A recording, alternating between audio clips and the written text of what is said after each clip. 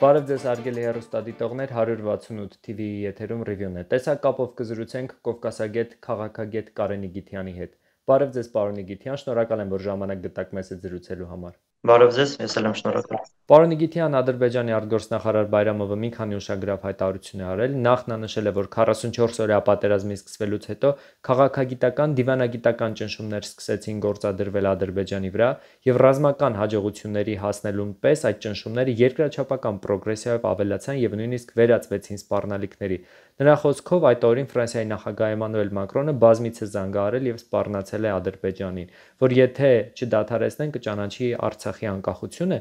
Սա չի նշանակում, որ Փաշինյանի հայտարարությունները, թե միջազգային հանրության կողմից ճնշումներ կանիչեցնելու նշաձողը Արցախի հարցում հոդս են ցնդում այսպիսի հայտարարություններով, արդյոք նաև սա չի նշանակում այն փաստը, որ Հայաստանի դիմություններ պարբերաբար արձանագրում, որ Հայաստանի իշխանությունները միջազգային հանրություն ասելով նկատի ունեն բացառապես Թուրքիային եւ Ադրբեջանին, որովհետեւ մենք տեսնում ենք, որ օրինակ Ֆրանսիայի պարագայում, որը ԵԱՀԿ Մինսկի խմբի համանախագահ պետություն է, եղել է բոլորովին այլ իրավիճակ։ Ճիշտ ասած, դուք ձեր հարցի մեջ բոլոր պատասխանները տվեցիք։ Այո, հենց այդպես է, որովհետև գիտեք, եկեք մի քիչ մյուս կողմից նայենք։ Ինչ է ասում Բայրամովը, լավ, շատ կարճ իրան անդրադառնանք։ Ինքը ասում է, որ միջազգային հանրության գոնե երկու երկրները առնվազն, այսինքն Ֆրանսիան եւ Ռուսաստանը, լրիվ ուրիշ մոտեցում են ունեցել, քան ինչ որ ներկայացնում է Փաշինյանը։ Այսինքն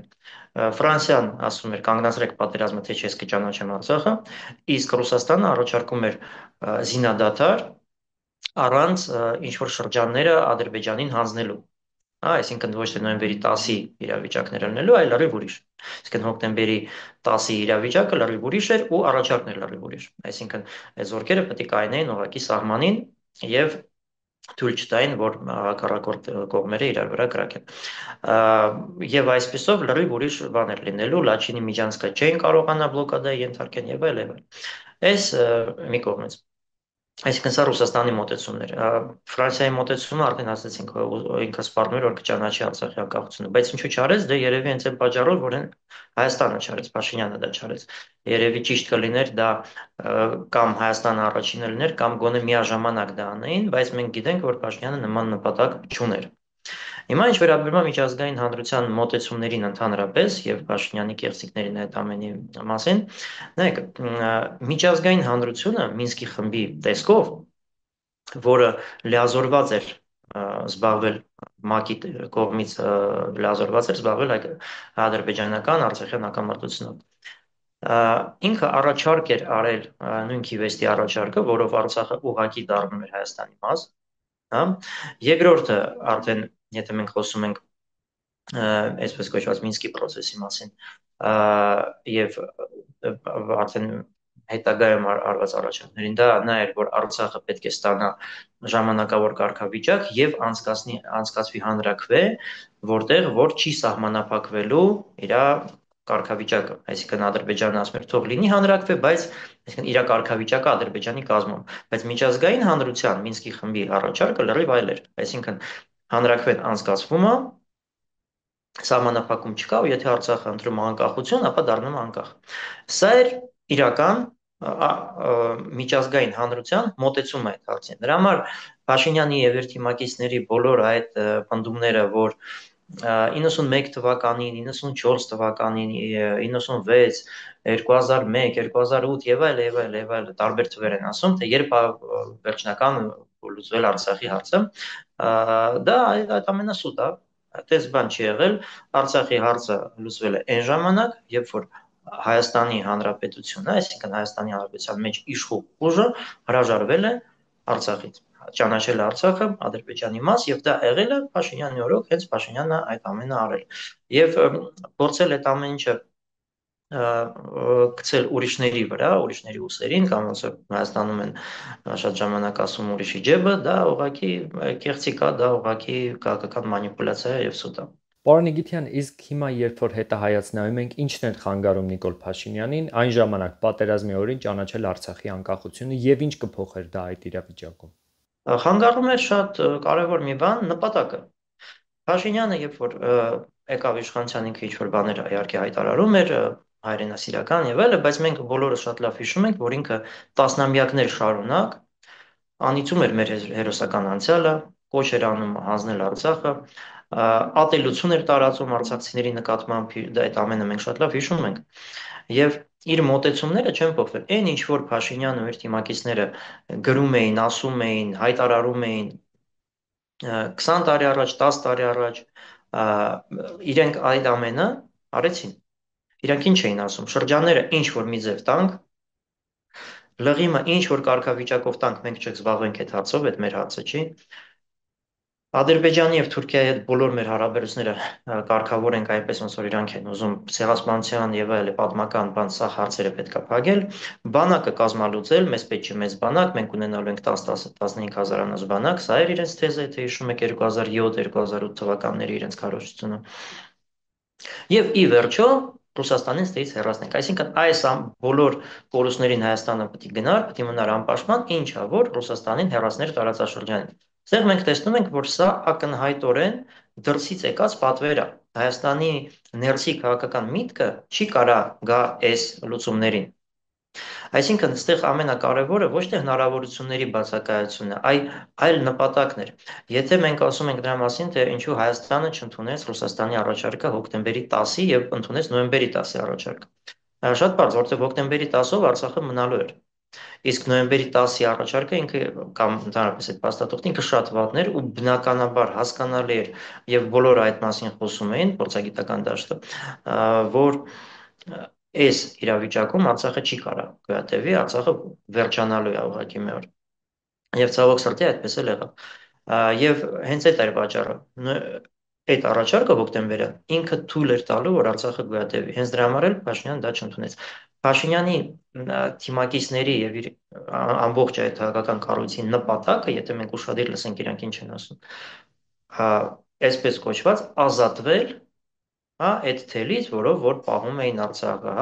Արցախով պահում էին Հայաստան, այսինքն իրենք ասում մենք ձգտում ենք անկախության եւ այդ թելը մեզ խանգարում էր, մենք այդ պարանը մեր վզից հանեցինք։ Սա էր իրանց նպատակը։ Այսինքն իհարկե անկախություն բառը ստեղ էլի մանիպուլատիվ է, որովհետեւ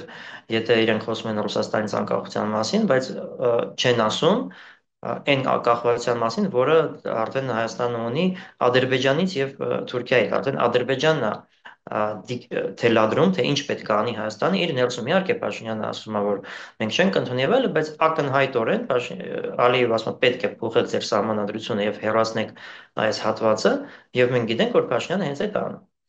Այսինքն, այստեղ էլի պետք է ֆիքսենք։ Փաշինյանը չուներ նման նպատակ եւ ամենակարևորը նա խոստովանել է։ Եվ որն ասեցին, եւ եթե դուք իմանայիք, որ դուք գաք իշխանության եւ ձեր քաղաքականության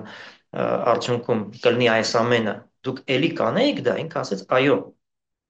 Այսինքն ինքը հասնում է իր նպատակներին, ինքը չի մտածում, որ ինչ որ բան վատ արել, ինչ որ բան սխալ արել Արցախի հարցում ու այս իրավիճակը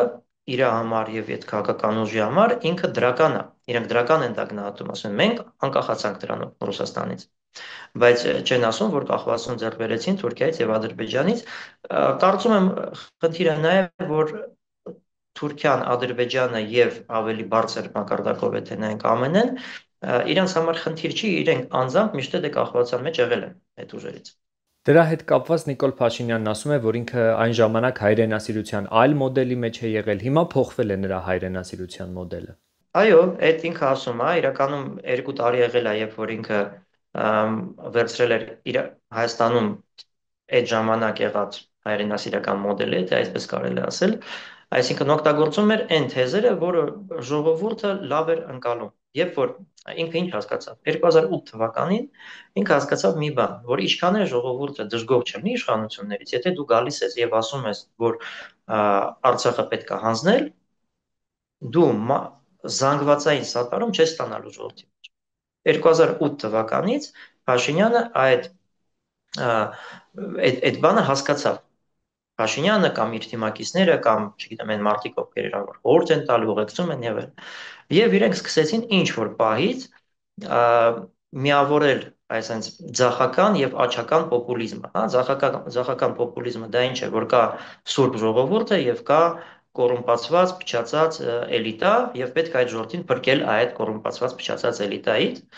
Իսկ աչական պոպուլիզմը դա է, որ ուրեմն այս էլիտան իրանք դավաճան, իրանք ամեն ինչը հանձնելու են եւ մենակ ես կգամ եւ կփրկեմ։ Ստեղ իհարկե շատ ծիծաղալու կլիներ, եթե մարդիկ ինչ որ մի մասը չհավատային դրան, որ սենց է ստացվում, որ են քաղաքական գործիչները, որոնք որ կերտել են այդ հաղթանակը, հաղթել են Արցախյան պատերազմում, իրենք ուրեմն ուզում են Արցախը հանձնեն, իսկ մի մարդ, որը խուսափել է ծառայությունից, որը սաղ կյանք զբաղվել է հակաարցախյան եւ հակապետական քարոզչությունով, ինքը ուզում է փրկի Արցախը։ Այսինքն այստեղ ակնհայտ է հասկանալի է, որ այդ մարդը ուղղակի ժամանակավոր վերցրել էր այդ քարոզչությունը նրա համար, որ ստանա այդ այդ պոպուլարությունը, որ ինքը չէր կարողանա ձեռք բերել այն հին հակահայկական քարոզչությունով, այդքան բան։ Բայց հենց որ ինքը հասավ իշխանության, քաղաքականությունը փոխվեց եւ 20 թվականից հետո այդ հակահայկական հակարցախյան քաղաքականությունը արդեն ստացավ ինչ որ մի հիմք, ասում էր դե պարտվել ենք, դե ուրեմն սենց պետք է անենք։ Բայց ինչու ենք պարտվել, ինչու Հայաստանը եւ Արցախը հասան այդ իրավիճակին, ավելի ճիշտ ինչ արեց Փաշինյանը, որ Հայաստանը հասնի այս վիճակին, այդ հարցը Փաշինյանը շատ սիրուն փաթեթավորում է դնում մի կողմ եւ փորձում է նախկինների վրա գցի, բայց եկեք մի անգամ էլ այդ հարցերով անցնենք, որ նախկինները չէին, որ կազմալուծել էին Գորիսի եւ Կապանի գնդերը, որոնք պետք է երկրորդ գիսկային էին հարավում, հասկանալի էր, որ Ադրբեջանը հարավում է հարվածելու։ Նախկինները չէին, որ անօթաչու սարքերի եւ հոբ համակարգերի փոխարեն առել էին անիմաստ եւ չօգտագործվող մեր պայմաններում եւ առանց զենքի ինքնաթիռները, իսկ նախկիները հենց ուզում էին այդ պլան կար, չէ, որը ՊՆ-ով էր հաստատված, ազգային անվտանգության խորհրդով էր հաստատված, որ հազարավոր անօթաչու թռչող սարքեր պետք էր գներ Հայաստան։ Այսինքն այս ամենը փորձում է ներկայացնել որպես նախկինների ժառանգությունը, բայց դա հենց իր եւ իր քաղաքական թիմի արածն է։ Կարանք շարունակենք ԳՇ շտաբի պետի 3 անգամ փոխելը, ԱԱՑ-ի 6 անգամ, տնօրենի 6 անգամ փոխելը, այդ նկատի ունեմ 2 տարվա ընթացքում, ես չեմ ասում մինչև այսօր, այսինքն իշխանափոխությունից մինչև պատերազմի ավարտը։ Բնականաբար Արցախում այդ երիտասարդ գեներալների նշանակելը եւ ընդհանրապես բոլոր հրամկազմի փոփոխությունները այդ ամենը բերեցին նաեւ այս պարտությունը իսկ հետո այդ պարտությունը դարավ մի բան, որին միշտ Փաշինյանը հղում է տալի։ Իրանք ստեղծեցին այդ պարտությունը, իսկ հիմա հղում են տալի այդ պարտությունը, որ հիմնավորեն իրենց վարած քաղաքականությունը։ Բայց իրենք այդ նույն քաղաքական գծի մեջ էին նաեւ 20 տարի առաջ, երբ որ Հայաստանը հաղթած պետություն էր։ Պարոն Նիգիթյան, դուք իհարկե անդրադարձաք Ադրբեջանի արտգործնախարարի այն հայտարարությանը, որ Լավրովը առաջարկներ է արել 44-օրյա պատերազմի ժամանակ, ըստ ձեզ ով է հրաժարվել այդ առաջարկից, մասնավորապես, որ հայկական զինված ուժերը շարունակելու են մնալ շփման գծում, արդյոք Հայաստանի Հանրապետությունը եւ եթե նրանք հրաժարված չլինեին, հիմա գոնե կանդրադառնային, չէ, այդ հայտարարություններին, որովհետև այսօրին զբաղված են միայն նախկին նախագահներին թիրախավորելով Հայաստանի Հանրապետության, բայց Ադրբեջանից եկող որևէ հայտարարության չեն արձագանքում։ Երկուսն էլ հրաժարվել են, այստեղ ակնհայտ է։ Ադրբեջանը Արցախի է հրաժարվել, որտեղ Արցախը կարող էր դրանից հետո գոյատևել, ու Փաշինյանը խի հրաժարվել, ելի հասկանալի է, նույն պատճառով։ Ընդհանրապես եկեք մի բան հասկանանք, նոյեմբերի 10-ի դրությամբ հայկական Արցախը արդեն վերջանում էր, ինչ իմաստով։ Բնակչությունը արդեն գրեթե չկար։ Բնակչությունը հիմնականում դուրս էր եկել Հայաստան։ Դա էլ է մեծ հարց, ինչու տենց ստացվեց, որ առաջի պատերազմի ժամանակ դες բան չեղավ։ Իսկ այս պատերազմի ժամանակ միանգամից դարպասները բացվեցին եւ ժողովրդին հրավիրեցին Հայաստան, նաեւ մոբիլիզացիայի ենթակա մարդկանց թողեցին, իսկ հետո ասում են մարդիկ փախել են եղել մեղադրում են։ Օրինակ ես դες ասեմ, ապրիլյան պատերազմի ժամանակ Արցախում էի գտնվում եւ ապրիլի 5-ին, երբ որ վերականգնվեց զինադատարը, ես եւ իմ ընկերները մենք արդեն գնացինք Արցախից, դուրս եկանք դեպի Երևան եւ այդ Բերձորի Ոստում կանգնած էին նաև արցախցիները, որոնք կամավոր եկել էին Երևանից եւ ուրիշ տեղերից, եւ իրանք էլ նույն ձև որ իմացան արդեն զինադատարը իրանք էլ պետք չեն, հետ էին գնում Երևան, բայց իրանք ոչ մեկին չթողեցին։ Մեծ հարգանքով ոստիկանները բացատրեցին, որ տղաներ, մենք հասկանում ենք, որ դուք կամավոր եք, մենք հասկանում ենք, որ դուք փախնող չեք, բայց Հաշվի առնելով, որ դուք Արցախի գրանցում ունեք, հրաման կա, որ բոլորդ մնաք տեղերում։ Շատ սիրուն բացատրեցին, այս կամավոր տղաները հասկանալով իրավիճակը, այդ հիշեցնեմ, ապրիլի 5-ից 6-ի գիշերն է։ Իրանք գնացին իրանց տներով Արցախում սպասել, թե երբ է այդ սահմանափակումը հանվելու։ Իսկ 44 օրյայի ժամանակ լրիվ այլ պատկեր էր։ Եվ սա մենք կարող ենք պնդել, որ արհեստորեն ստեղծված էր, որ ժողովուրդը դուրս գա։ Երբ որ Ռուսաստանը հետ եկավ տարածաշրջան, հայկական բնակչությունը հետ եկավ եւ վերածնվեց հայկական Արցախը։ Բայց դե հետո երբ որ սկսեց Ուկրաինայի պատերազմը, արդեն լրիվ ուրիշ ճանապարհով այս ամենը գնաց եւ ես ասեմ, որ փորձագիտական դաշտում միշտ եղել է այս մոտեցումը, որ եթե Հայաստանն եւ Արցախը չունենան այդ այսպես կոչված անվտանգության գոտին, եթե Լաչինի միջանցք ընդամենը լինի, ապա ինչ որ պահից, երբ որ լինի միջազգային մեծ խնդիր կամ ինչ որ մեծ խառնաշփոթ, ապա Ադրբեջանը օգտվելու է եւ փակելու է Լաչինի միջանցք եւ մենք հետ ենք գալու 91-92 թվականների իրավիճակին, որը եւս մեկ անգամ պետքա պատերազմել եւ լուծել այդ հարցը։ Ինչևէ, մենք եկանք այն իրավիճակի, որ Փաշինյանի որոշումների պատճառով հայկական Արցախը արդեն չկա։ Հիմա ստեղծվել է մի իրավիճակ, պարոն Նիգիթյան, երբ Ալիևը օրինակ Սևանը Գյոչա է անվանում եւ իր գիտնականներին հրահանգում է արդեն Հայաստանի սուվերեն տարածքները ադրբեջանական սարքելու հարցով զբաղվել փաստացի, եւ դրան ի պատասխան Նիկոլ Փաշինյանը սկսում է արդարացնել Ադրբեջանի նախագահի թեզերը, փոխարենը նրա թիրախում են Հայաստանի Հանրապետության նախկին նախագահները։ Ձեր դիտարկումները սրա վերաբերյալ ինչի հետ գործ ունենք առհասարակ։ Քիչ առաջ արդեն ասացի, որ երևի Փաշինյանի եւ իր թիմակիցների համար Ադրբեջանից եւ Թուրքիայից կախվածությունը նորմալ է, որովհետեւ իրենք շատ շուտ վայց են այդ կախվածության մեջ, ենթադրաբար։ Ապա ինչ ենք մենք տեսնում։ Իմ մոտ արդեն տպավորություն է ստեղծվել, որ Փաշինյանը, Սիմոնյանը եւ այլն, օրինակ որ Սիմոնյանը ոչ թե ինքը Հայաստանի ազգային ժողովի խոսնակն է, այլ Ալիևի խոսնակն է։ Ամեն անգամ դուրս են գալիս եւ բացատրում են Ալիևի ասած, արդարացնում են Ալիևի ասած, ասում են Ալիևը սենց է ասում, իսկ մեր մոտ մարդիկ ասում են Արցախ։ Հիմա եկեք հասկանանք, մեր մոտ մարդիկ ասում են Արցախ, հասարակ մարդիկ, իսկ Ադրբեջանում դա ասում է երկրի ղեկավարը եւ նպատակ է դնում իր ենթականերին, իր ամբողջ պետական համակարգին։ Եվ այս դնել մի հարտակում սա դիտարկել, սա իհարկե մանիպուլյացիա է, Փաշինյանը, Սիմոնյանը եւ այլոք իրանք շատ լավ դա հասկանում են, բայց փորձում են ինչ-որ ձև քարոզչական բացատրել այս ամենը։ Հիմա ինչ է անում Ալիևը եւ ինչ է անում Փաշինյանը։ Տեսեք, Ալիևը ոնց ուներ նպատակ զավթել Հայաստանը եւ Հայաստանը ոչնչացնել, տենց էլ հենց հիմա նա ունի այդ նպատակը։ Ոչ մի բան այս առումով չի փոխվել։ Այն սուտը, այն կեղծիկը, որ տանկ պրծնենք, որը որ Փաշինյանն ասում էին, եւ դա բացի նրանից, որ նա անբարոյական սկզբունք է, ինքը նաեւ սխալ սկզբունք է, ոչ էֆեկտիվ առնվազն սկզբունք է, մենք դա հիմա տեսնում ենք։ Որովհետեւ տալով Արցախը մենք ինչ ստացանք, մենք ստացանք արդեն Զանգեզուրի միջանց, մենք ստանում ենք Գյոյչա, մենք ստանում ենք Իրավան եւ մնացած նման թեզեր։ Արևմտյան Ադրբեջան ի վերջո մենք ստացանք։ Արևմտյան Ադրբեջանը նենց չի, որ Բաքվում նոր են մտածել, բայց իր քարոզչական շեշտը, որը իրանք հիմա դրել են, ինքը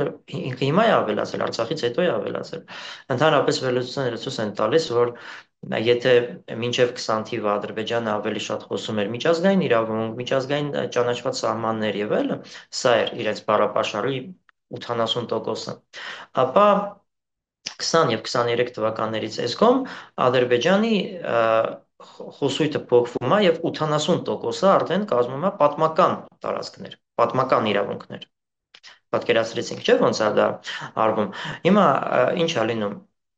Հայաստանը զրկվում է իր պատմական իրավունքներից, Փաշինյանն ասում է, որ մենք պատմական Հայաստանի հետ ոչ մի կապ պետքա չունենանք եւ հակադարձնում է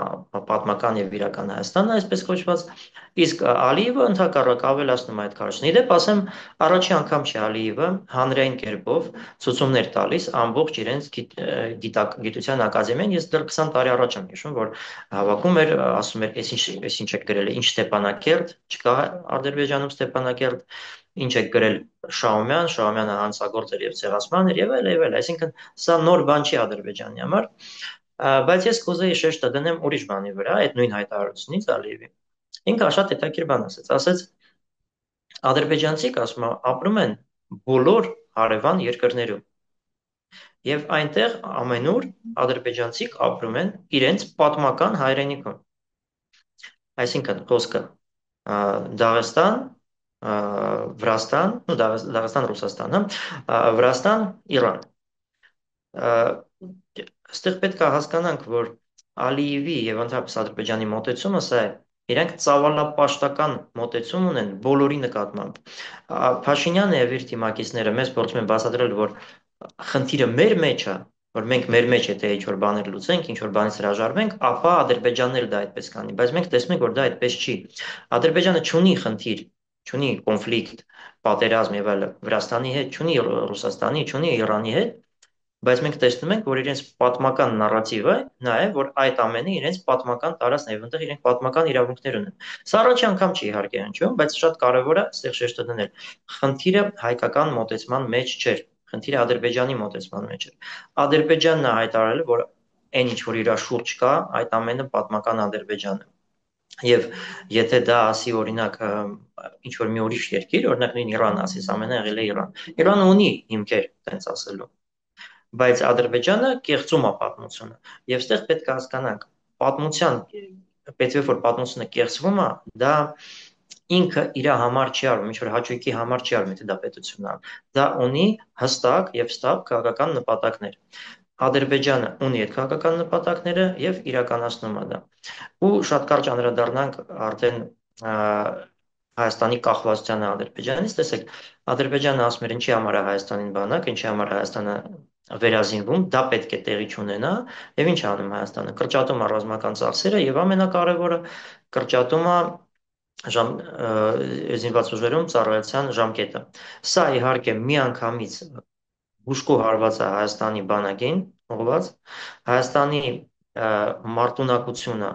բանակի մարտունակությունը միանգամից նվազում է, որովհետև 1/4-ով նվազում է ամենամարտունակ անձնակազմի թիվը, այսինքն զորակոչիկների թիվը, եւ այդ այն իրավիճակում, որ Հայաստանը ունի լրջագույն խնդիր դիրքապահների քանակի հետ կապված, որովհետև այն մարդիկ, ում որ հիմա